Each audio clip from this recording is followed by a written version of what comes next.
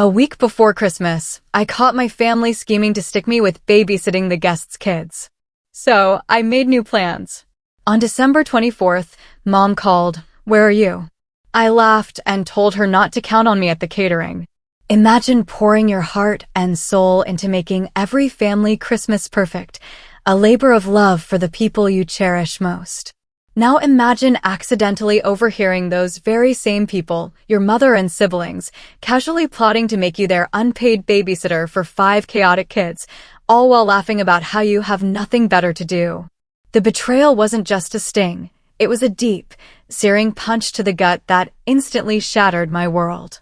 My name is Margot, and at 32, I've built a thriving career as an event planner.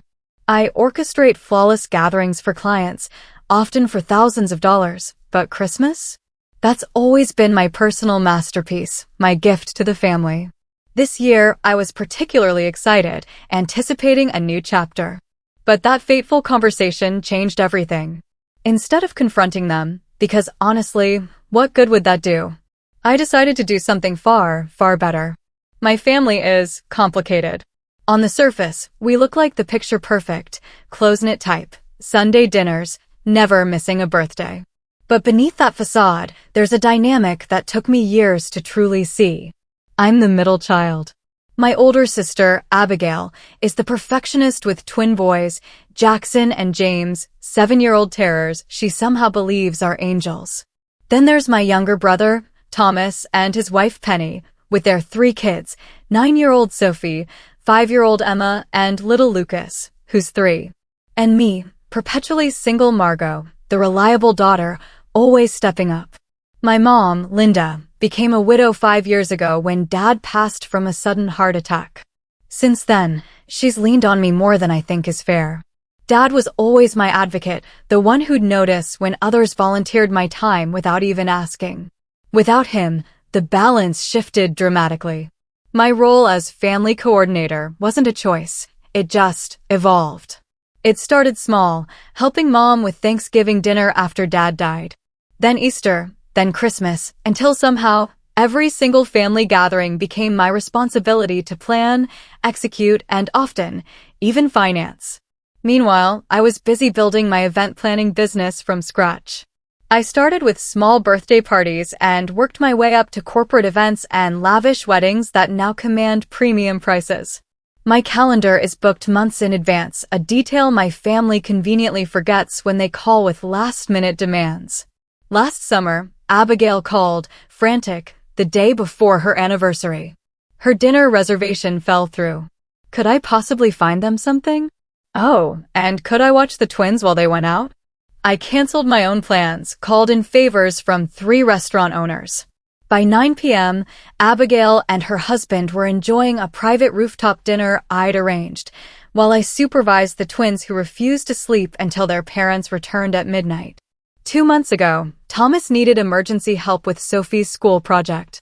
His text read, "Need dinosaur diorama by tomorrow morning. Any chance you could help? We all know your crafting skills are way better than mine." I stayed up until 2 a.m. creating a prehistoric landscape that earned Sophie a standing ovation. But Mom relies on me most of all. When a pipe burst under her kitchen sink, I was her first call. When she needed to figure out her new smartphone, I spent 4 hours walking her through basic functions. When a neighbor's tree fell on her garage, I handled the insurance claim because the paperwork overwhelmed her. For years, I just accepted it.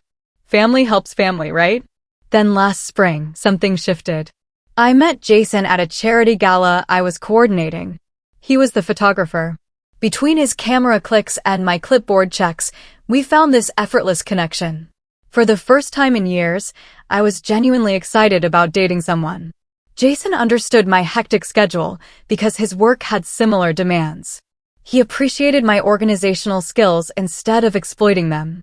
When I talked about family obligations, he listened without judgment, but his gentle questions made me actually consider if the balance was fair.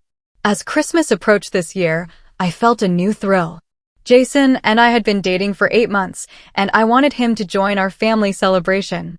I dropped hints at Thanksgiving dinner, mentioning I might bring someone special. My announcement received distracted nods as everyone focused on the meal I had prepared. I started planning Christmas in early November, ordering specialty ingredients, handcrafting personalized ornaments, reserving the premium ham from the butcher, paid for entirely out of my own pocket, as my gift to everyone. I researched activities for the kids, creating custom coloring books with illustrations of our family traditions. My dining room became Christmas headquarters, overflowing with lists, schedules, and shopping bags. I spent weekends decorating my mother's house, climbing the tall ladder to place every light just so, while she supervised from below with a cup of hot chocolate in hand. This year would be different. I envisioned Jason and me serving dinner side by side, his presence a quiet statement that my life was moving forward. I wanted my family to see me as more than just their reliable helper. I wanted them to see the woman who had built a business, found love, and still showed up for family. I genuinely believed they would welcome him with the same warmth I had always shown their partners. I had no idea how horribly wrong I was until that fateful day 1 week before Christmas. The morning started like any other frosty December day. Holiday music on the radio, a quick drive to Mom's for our pre-Christmas planning session. I arrived early, carrying bags of new decorations and my trusty planning binder. The house looked peaceful from outside, the lights I'd strung twinkling merrily. I let myself in with my key, calling out a hello, but got no answer. Assuming they were in the back, I set down my bags and headed towards the kitchen where voices drifted down the hall. As I approached, I recognized Mom's laugh, then Abigail's distinctive tone and Thomas's deeper voice. Just as I was about to turn the corner, my name caught my attention and I froze. My sister was speaking, so we're agreed. Margot will watch all the kids during the adult dinner. 5 kids is a lot, but she handles the twins all the time, so adding 3 more should be fine. My hand froze on the wall. What? This was the first I'd heard of a separate adult dinner. Christmas had always been everyone together around the big table. My mother chimed in, well, I think it makes sense. The kids' table will be chaotic and Margot is so good with them. Plus, she already has all those activities planned. Those activities? They were meant for after dinner, when we'd all participate, scavenger hunts and crafts, not babysitting entertainment. Thomas added, she can eat early with the kids, and then we can have our dinner in peace for once. Last year, Lucas had that meltdown and I barely got to taste the food Margot had spent all day cooking. A painful tightness seized my chest. And she'll handle the cleanup too, right? She always does, Abigail added. I was thinking we could open a nice bottle of wine this year without worrying about driving. Maybe even play some adult games after dinner. My mother laughed. Well, it's not like Margot has other plans. No offense to her, but being single at the holidays means she has the time to help. We all have partners and children to consider. The words stung like a physical slap. I had explicitly mentioned bringing Jason to Christmas. Had they not listened? Or worse, had they heard but simply dismissed it? Has she mentioned that photographer guy lately? Thomas asked. I thought that fizzled out months ago. Oh, that was never serious, my mother dismissed. Margot focuses too much on work for relationships to last. Remember that accountant a few years back? Same thing.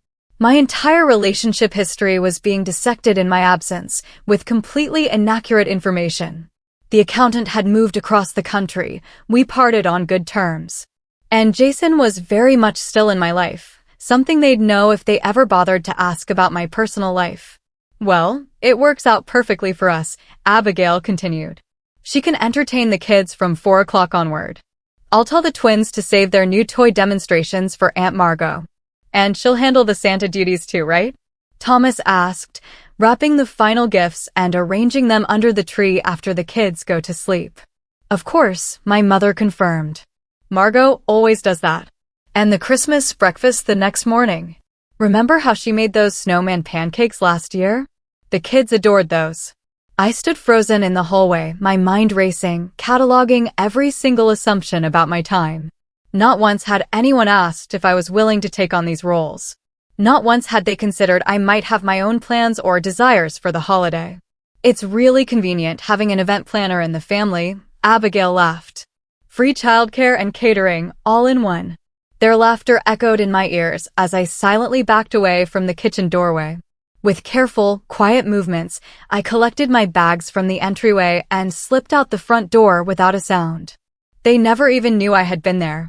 The drive home passed in a blur, my windshield wipers keeping time with my racing thoughts. Tears threatened, but anger began to replace the initial shock. I had spent years bending over backwards, sacrificing my own plans to create perfect family moments. And this was how they saw me, the convenient, single woman with nothing better to do than serve their needs. As I pulled into my driveway, the first thought was simply canceling Christmas entirely. I could claim a work emergency or even tell them the truth about what I'd overheard. But the thought of the confrontation, the defensive responses, the inevitable labeling of me as oversensitive, it made me hesitate. Inside, I stared at the Christmas command center I had created in my dining room. Personalized gifts, recipe cards, handcrafted decorations, hours and hours of work, thousands of dollars already invested. All while they planned to relegate me to the kids' table without even asking. I sank onto my couch, the weight of years of similar treatment suddenly crystallizing in my mind. The birthdays where my gift was offering to babysit. The family vacations where I somehow always ended up watching the children at the hotel pool while everyone else enjoyed excursions. The countless times I rearranged my schedule because Margot is so flexible with her time. The pattern was painfully clear now. I wasn't seen as having a life of equal value to theirs. My time was considered communal property, available for their convenience. As this realization washed over me, I knew something had to change. That evening, I sat in my darkened living room, surrounded by the gentle glow of Christmas lights, nursing a glass of wine, cycling through emotions. Anger gave way to hurt, then resignation, then back to anger in an exhausting loop. My phone buzzed periodically with texts from Mom, asking where I'd disappeared to, but I couldn't bring myself to respond yet. I considered my options. Direct confrontation seemed the most straightforward, but I knew how that would go. Abigail would get defensive. Thomas would shrink away.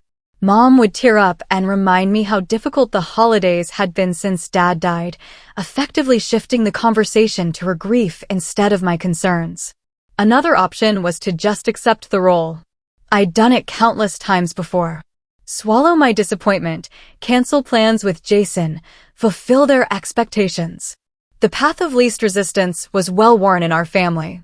The third option was withdrawing completely, cancel Christmas, claim illness, avoid it all. But that felt like running away, and it would only postpone the inevitable conversation about family expectations. At 9:30, my best friend Sophia called. I'd sent her a vague text earlier about family drama. They did what? She exclaimed after I recounted the overheard conversation. Without even asking you? Margot, that's beyond inconsiderate. It's downright disrespectful. Her validation loosened something in my chest. I know, but this is how it always goes. They assume I'll handle everything because I always have. Because you're capable and generous, Sophia corrected, not because you're their personal assistant. What does Jason say about all this? I haven't told him yet, I admitted. We had plans for Christmas Eve, then joining my family on Christmas Day. Now I don't know what to do. What do you want to do? Sophia asked, her characteristic directness cutting through my confusion. The question hung in the air. What did I truly want? Not what would cause the least conflict, but what would honor my needs and boundaries. I want to be valued, I said finally. I want them to recognize that my time and effort matter. I want to spend Christmas with people who see me as a whole person, not just a convenient resource. Even as I spoke, a plan began to form. A small spark of possibility that grew with each passing second. I was, after all, a professional event planner. I specialized in creating experiences and solving logistical challenges. Sophia, I said slowly, what if I just wasn't there? You mean cancel altogether? No, I mean, what if I created a different Christmas for myself this year? What if instead of showing up to be their babysitter, I went somewhere else? Somewhere wonderful. I could almost hear Sophia's smile. Now that sounds more like the Margot I know. What are you thinking? As we talked, the plan took shape. I remembered a client mentioning a last-minute cancellation at a luxury resort in the Caribbean. As an event planner, I had contacts. With a few calls, I could probably secure a reservation, even during the holiday rush. I could be on a beach on Christmas Day, I mused, the image growing more appealing by the second. No cooking, no cleaning, no wrapping presents at midnight. Do it. Sophia encouraged. Book it tomorrow. You deserve a break. After ending the call, I opened my laptop. The resort my client mentioned was indeed available, a cancellation for their premium oceanfront suite. The price was steep, but I'd been saving for a kitchen renovation. That could wait. This was an investment in something more important, my self-respect. With growing excitement, I reserved the suite for 5 nights, starting on Christmas Eve. As I entered my credit card information, a weight lifted. For once, I was prioritizing my own happiness. But what about Jason? Would he think I was running away? Would he be disappointed? There was only one way to find out. Despite the late hour, I called him. Margot? Perfect timing, I just finished up here. Everything okay? You never call this late. I took a deep breath and explained everything, from the overheard conversation to my impulsive resort booking. I know it's last minute, I finished, but would you want to come with me? Spend Christmas on the beach instead of with my family drama. His response was immediate and enthusiastic. Are you kidding? That sounds amazing. And for what it's worth, what they planned was not okay. You deserve better treatment than that. His support solidified my resolve. There's one more thing I want to do, I told him. I still want to handle the catering arrangements for my family. That's very generous of you, considering everything, he said, sounding slightly confused. Well, I replied, a smile spreading across my face. I have something very specific in mind. The next morning, I called Dukas, the upscale catering company I frequently collaborated with. The owner, Anthony, was surprised to hear from me so close to Christmas. Margot, what can I do for you? Emergency client situation.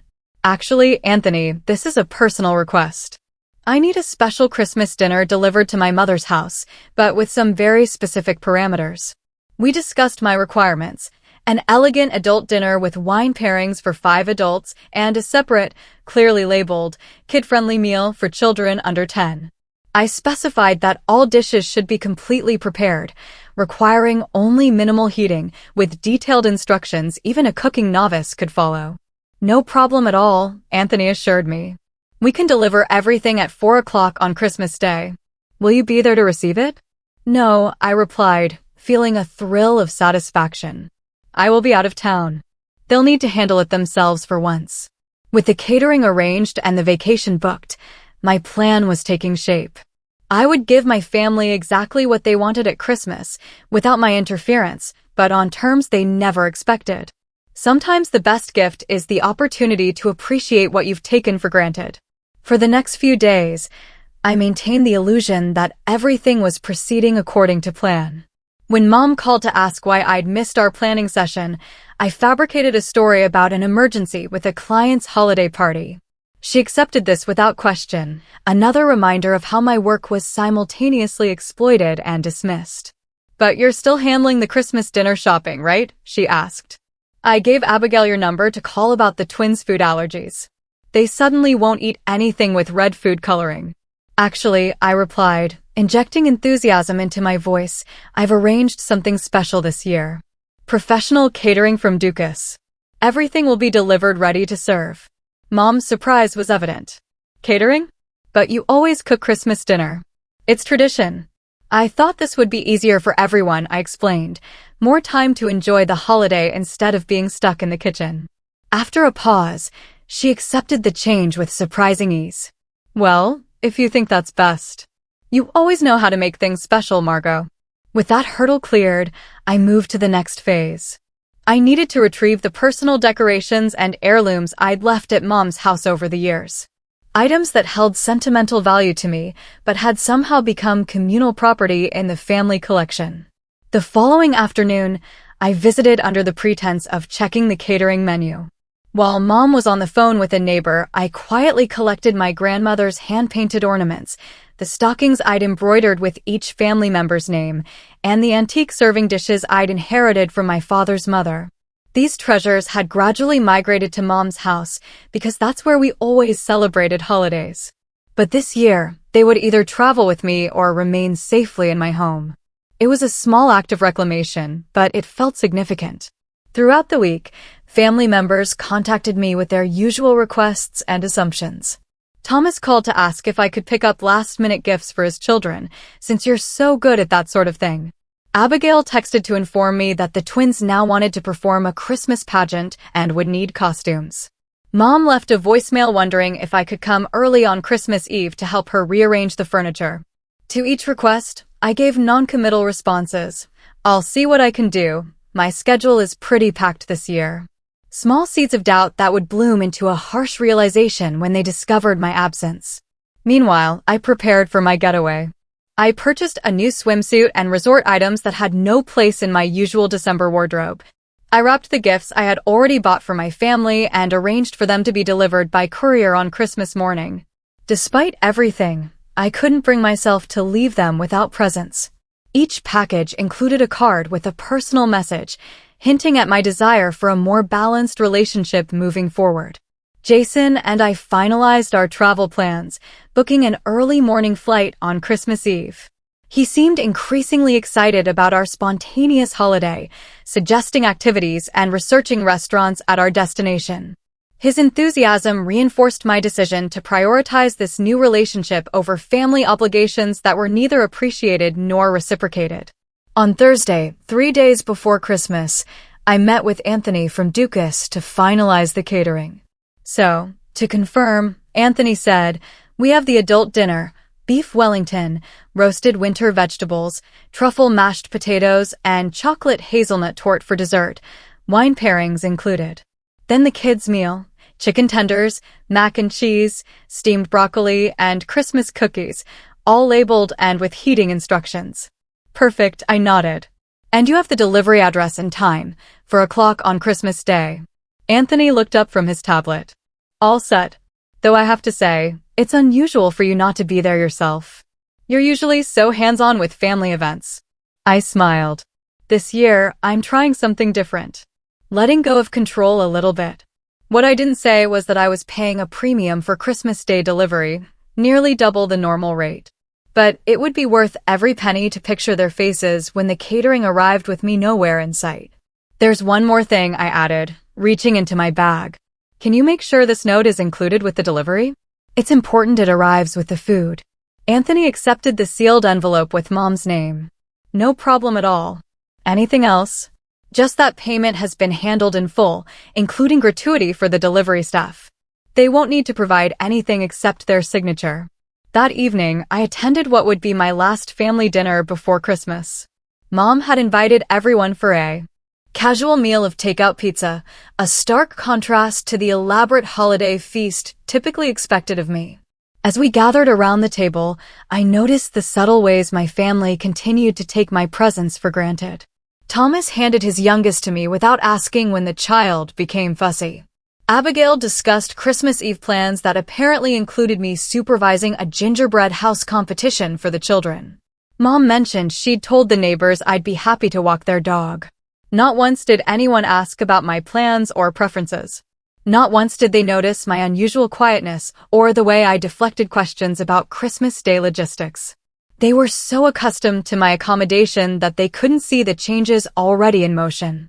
As I drove home that night, I felt a mixture of sadness and resolve. I loved my family deeply, but patterns established over years wouldn't change without a significant disruption. Sometimes, love meant creating uncomfortable situations that ultimately led to growth. And sometimes, self-respect required stepping back from those who couldn't see your worth. The next day, I packed my suitcase with sunscreen and sundresses, an act that felt rebellious in the December chill. I confirmed our airport car service and printed our boarding passes. Everything was in place for our Christmas escape. That night, I turned off my phone earlier than usual, unwilling to field any last-minute requests. Tomorrow would bring either understanding or chaos. Either way, I was ready for a new kind of Christmas. The morning of December 24th dawned clear and cold, winter sunlight glinting off frost-covered lawns as our car navigated the quiet streets toward the airport. Jason sat beside me, thumbing through resort information while I gazed out the window at holiday decorations. Second thoughts, he asked, noticing my pensive expression. I considered it carefully. Not about going. Just wondering how they'll react when they realize I'm really not coming. My phone had been off since the previous evening, and I planned to keep it that way until we reached the airport. The temporary disconnection felt both liberating and anxiety-inducing, like removing a splinter that had been embedded for so long it had become part of me. The airport bustled with holiday travelers. We checked our bags and navigated security with surprising ease. In an airport cafe decorated with tinsel and miniature trees, I finally powered on my phone. As expected, notifications flooded in immediately. 6 missed calls from Mom, 4 from Abigail, 3 texts from Thomas asking if I could pick up batteries on my way over. Voicemails accumulated in rapid succession. I scrolled through them with a strange detachment, as though reading about someone else's family drama. The most recent text from Mom sent a chill through me despite the airport's overactive heating. Margot, where are you? We are waiting to start the Christmas Eve breakfast. The children are asking for your cinnamon rolls. The cinnamon rolls I had never agreed to make. The breakfast I had never agreed to attend. The expectations piled upon assumptions, piled upon years of compliance. They still have no idea, I murmured, showing Jason the messages. His eyebrows rose. When are you going to tell them? Now, I decided, my finger hovering over Mom's contact. But just enough to let them know not to expect me for babysitting duties. I composed a brief message. Will not be available for childcare during Christmas dinner tomorrow. Enjoy your adult-only meal. Love, Margot. Deliberately vague. Nothing about where I was, or that I wouldn't be there for any of the festivities. Just enough to disrupt their plan. Within seconds, my phone began ringing with Mom's call. I let it go to voicemail twice before finally answering on the third attempt. Margot Elizabeth, where are you? Her voice carried the sharp edge of someone and used to having her expectations thwarted. Good morning, Mom, I replied calmly, signaling to Jason that this was the call. He gave me an encouraging thumbs up. Don't, good morning, me young lady. The children are waiting for breakfast, and we need to finalize the schedule for tonight's activities. Why aren't you here? I took a deep breath, centering myself in the bustling terminal. I'm not coming, Mom. Not today and not tomorrow. The silence that followed stretched for several seconds before she responded, her voice suddenly uncertain. What do you mean, not coming? Of course, you're coming. It's Christmas. I overheard your conversation last week, I explained, keeping my voice level despite the adrenaline coursing through my system. The one where you, Abigail, and Thomas decided I would be the babysitter for all 5 kids during your adult-only dinner. The one where you all laughed about me being single and having nothing better to do. Another weighted silence. When she spoke again, her tone had shifted from indignation to placation. Oh, Margot, you misunderstood. We were just trying to figure out the logistics. Of course, we want you at the adult dinner, too. You're being oversensitive. Am I? I countered. Because it sounded pretty clear to me, and it fits a pattern, Mom. You all make plans for my time without asking, as if it belongs to you by default. As if my life and my choices matter less than everyone else's. That's ridiculous, she protested, but with less conviction. Where are you now? Just come over and we can discuss this in person. I'm at the airport, I replied, watching as our flight began boarding. My flight leaves in 30 minutes. The airport? Her voice rose in pitch. What flight? Where are you going? On vacation with Jason, I said, the photographer you all assumed I was no longer seeing. On Christmas Eve. Margot, you cannot be serious. What about dinner tomorrow? What about the children's presents? What about all the traditions you always handle? The boarding announcement echoed through the terminal. That's the thing, Mom. They became my responsibility without anyone asking if I wanted that role. This year, I'm choosing something different. Her tone shifted again, this time to barely contained panic. But what about dinner? I haven't prepared anything. I thought you were handling everything, like always. The catering will be delivered at 4 tomorrow, I explained. Everything is paid for, with detailed instructions. Adult dinner for 5, kids' meals clearly labeled. All you have to do is heat and serve according to the directions. Catering, she repeated, as though the word was foreign. But that's not the same as a home-cooked meal. The children will be so disappointed. The children will be fine with chicken tenders and Christmas cookies, I assured her. And you adults will enjoy your beef Wellington and wine pairings without having to worry about childcare. After all, that was the plan, wasn't it? Just without me in the picture. Our row was called for boarding, and Jason gestured toward the gate. I nodded, gathering my carry-on. I have to go now, Mom. Our flight is boarding. Margot, wait. The desperation in her voice was unmistakable. You can't just leave. What are we supposed to do without you? The question hung between us, heavy with unintended revelation. What were they supposed to do without me? Figure it out themselves, perhaps. Appreciate the work I had always done. Maybe recognize my absence as the consequence of their actions. Hopefully you'll manage, I said gently. The food will be delivered. The presents for the children are wrapped and labeled in the guest room closet. Detailed instructions for everything are in the binder on the kitchen counter, the one none of you ever bothered to look at, even though I referenced it constantly. But it won't be the same, she insisted. No, I agreed, it won't. As we reached the gate attendant, I delivered my final message. Merry Christmas, Mom. Enjoy the adult dinner you all planned. I'll turn my phone off during the flight, but I'll check messages when we land. When will you be back? She asked, a tremor in her voice suggesting tears were imminent. After New Year's, I replied. We can talk then. Before she could respond, I ended the call and switched my phone to airplane mode. As Jason and I found our seats on the plane, I felt a complex mixture of emotions. Guilt at disrupting the family holiday, anxiety about the confrontation to come, but underlying it all, a profound sense of liberation. The plane taxied down the runway as the flight attendant delivered the safety briefing. As we took off, ascending through clouds into clear blue skies, I mentally shed the weight of expectations I had carried for far too long. Whatever awaited me upon my return, I had finally advocated for my own worth in the family equation. Jason squeezed my hand as the seatbelt sign dinged off. You okay? I turned to him with a smile that felt more genuine than any I had managed in weeks. I am now. Merry Christmas to us.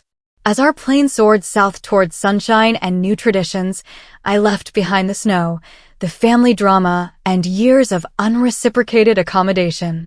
For once, Christmas would be about joy rather than obligation. And perhaps, when the dust settled, my family would understand why this stand had been necessary all along. Christmas morning broke with golden sunshine streaming through the curtains of our oceanfront suite, a stark contrast to the snow-covered landscape I'd left behind. I padded onto the balcony, coffee in hand, watching early morning swimmers brave the gentle waves while palm trees swayed in the breeze. The peaceful scene bore no resemblance to what would normally be happening at my mother's house. Children racing downstairs at dawn, adults struggling to function without caffeine, and me orchestrating the carefully timed chaos of present opening and breakfast preparation. Jason joined me on the balcony, wrapping his arms around my waist. Merry Christmas. Any regrets about being here instead of there? I considered the question seriously. Surprisingly, no.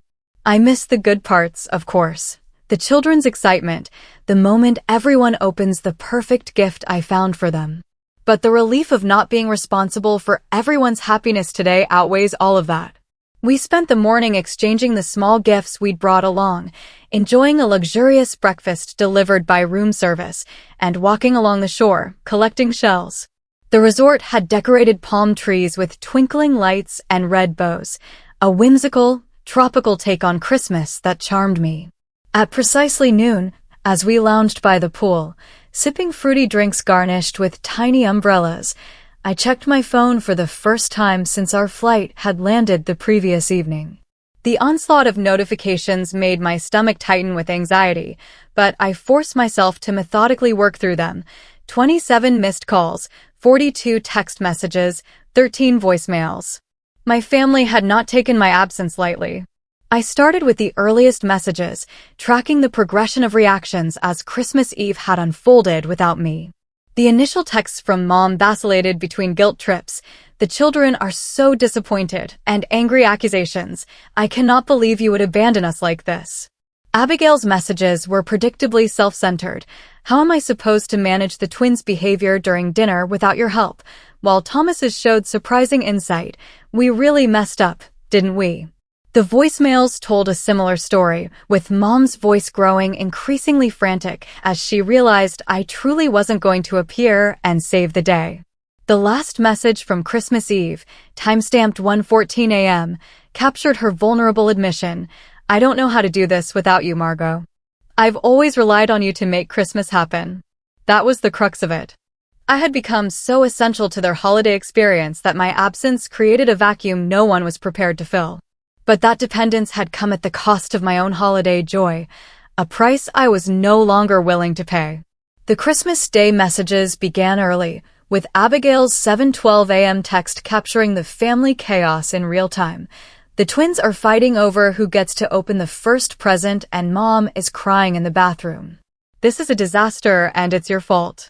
By mid-morning, the tone had shifted. Thomas sent a surprisingly reflective message. I get it now. We've been taking you for granted for years. I'm sorry for my part in that. The kids miss you, but I told them Aunt Margot needed a vacation, too. Merry Christmas wherever you are. My mother's Christmas morning voicemail was tearful but less accusatory. The caterers are coming at 4. I found your binder with all the instructions. I never realized how much work you put into planning everything. Please call when you can.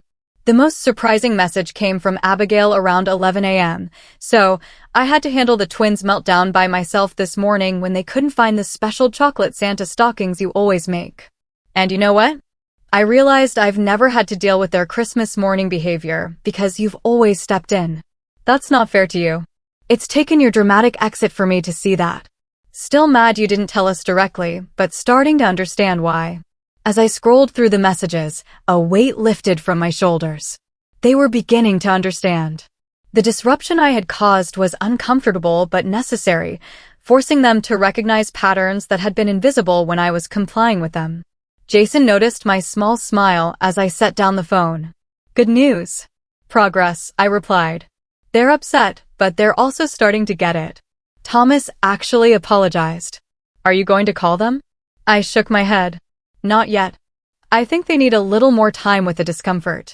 And, honestly, so do I. This is the first Christmas in years where I'm not constantly checking if everyone else is happy. We spent the afternoon on a snorkeling excursion, the colorful fish and coral formations providing a welcome distraction. Returning to our room to prepare for the special Christmas dinner at the resort's oceanfront restaurant, I checked my phone again. New messages had arrived, most notably from my mother at 4:37 p.m. The catering just arrived. Everything is beautifully packaged with instructions. Even I can follow. The note you left made me cry. You're right that we've taken advantage of your generosity. I'm so sorry, Margot. Please call when you're ready. I hadn't expected such a quick acknowledgement. Typically, my family required multiple conversations and considerable time to accept responsibility. Perhaps my absence had created space for reflection that my presence never allowed. At 5:45 p.m., Abigail sent a photo of the elegantly plated adult dinner with the caption, "This is delicious, but doesn't taste as good without." You hear? The kids are actually behaving with their special meal. You thought of everything, even in your absence. The messages continued through the evening. Thomas sent a video of all 5 children singing a Christmas carol they had apparently practiced as a surprise for me. My mother texted a picture of the family gathered around the tree with a visible empty space where I would normally sit. By the time Jason and I returned from our candlelit Christmas dinner, I felt emotionally ready to respond. Not with a call, which might devolve into tearful demands for my return, but with a group message that clearly articulated my feelings. I composed the message carefully. Merry Christmas, everyone. I'm safe and doing well. I needed this time away to process how I've been feeling for years when I overheard you planning to use me as the default babysitter without even asking. It crystallized a pattern that's been happening for too long. My time, my efforts, and my presence have been taken for granted. I've been treated as a resource rather than a person with my own needs and desires. I love you all, but I needed you to experience a Christmas without my constant accommodation to understand its true cost. I'm glad the catering worked out and that you're making the best of things. We'll talk when I return, but moving forward, things need to change. I deserve the same consideration and respect that each of you expects. Enjoy the rest of the holiday. See you in the new year. I hesitated before adding a final line. P.S. Jason says hello. He would have loved to meet you all under different circumstances. After sending the message, I turned off notifications and placed my phone on the nightstand. Whatever responses came through could wait until morning. Tonight was for watching the moonlight on the ocean and appreciating the gift I had given myself, the freedom to prioritize my own happiness. As we fell asleep to the sound of waves outside our window, I felt a sense of peace that had been missing from Christmas for years. Sometimes, the most loving thing you can do for both yourself and others is to step away and create space for change. My family's initial reactions suggested they were capable of the growth I hoped for, but only time would tell if this disruption would lead to lasting transformation in our dynamics. Either way, I had taken the first crucial step toward a more balanced relationship with the people I loved, and that was a Christmas gift worth celebrating. 3 weeks after Christmas, I unlocked the door to my condo, wheeling my suitcase across the threshold into the familiar space that somehow felt different after my time away. The extended vacation with Jason had transformed into an exploration of local culture beyond the resort boundaries, with impromptu day trips to coastal villages and evenings sampling regional cuisine. The experience had been restorative in ways I hadn't anticipated, providing not just an escape from family obligations, but a rediscovery of my own curiosity and spontaneity. The first family gathering after my return was scheduled for the following Sunday, a birthday celebration for my nephew Lucas. I approached the event with a mixture of determination and apprehension, unsure whether the insights from my Christmas absence would translate into meaningful changes, or if we'd revert to established patterns under the pressure of face-to-face interaction. When I arrived at Thomas and Penny's house, carrying a modestly wrapped gift rather than the elaborate party supplies I would normally have brought, the initial greetings were awkward. My mother hugged me too tightly, whispering, "We need to talk," in my ear. Abigail offered a stiff hello, her expression guarded. Only Thomas seemed genuinely relaxed, greeting me with a warm smile and a sincere, "Good to have you back." The children provided a welcome distraction, swarming me with excited updates. I noticed with interest that they were being supervised by their respective parents rather than automatically funneled in my direction. During a lull in the celebration, my mother cornered me in the kitchen. "What you did at Christmas was very hurtful, Margot," she began, her voice low to avoid being overheard. "We were all counting on you." I met her gaze steadily. "That's exactly the problem, Mom. You were all counting on me without asking if I was available.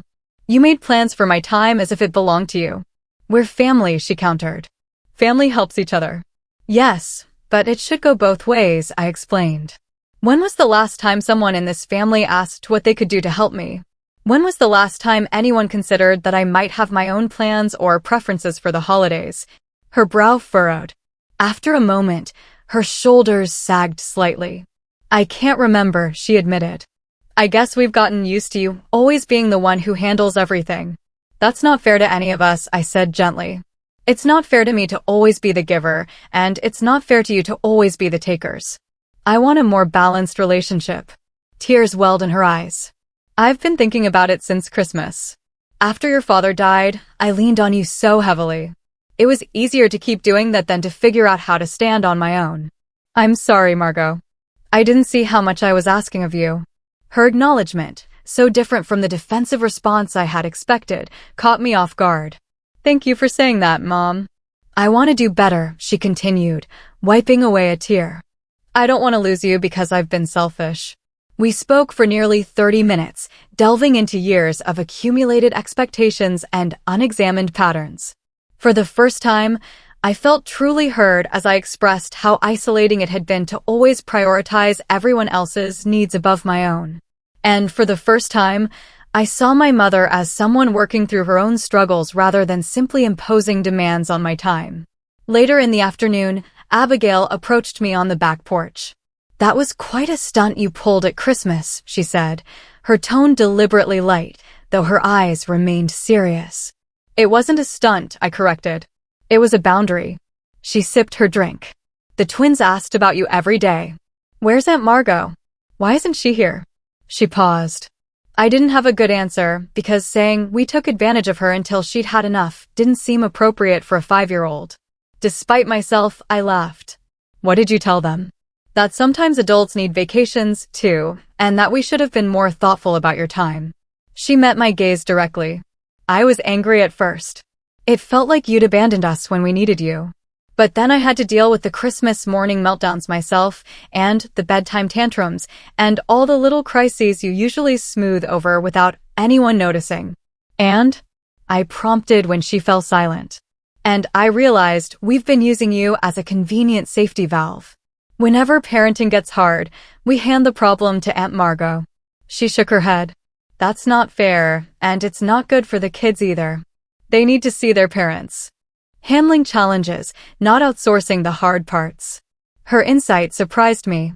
Of all my family members, I had expected Abigail to be the most resistant to change. Thank you for saying that, I said sincerely.